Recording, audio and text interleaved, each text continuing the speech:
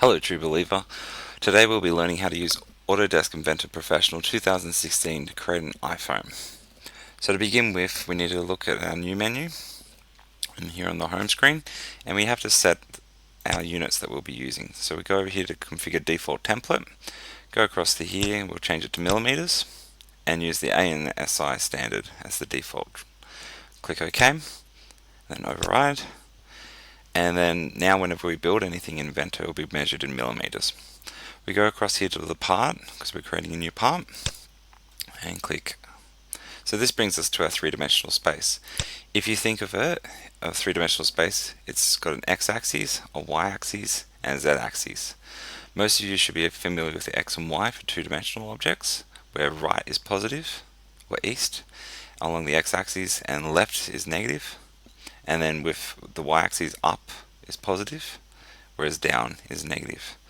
We're going to add this third axis, the z-axis, where out is going to be positive, and then in is going to be negative.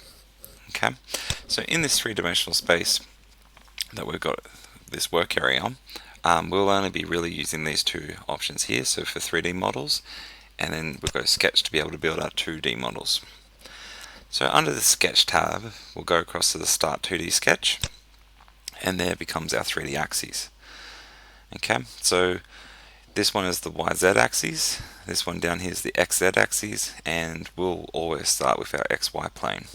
Okay, so we'll use that plane, click on it, and there we go.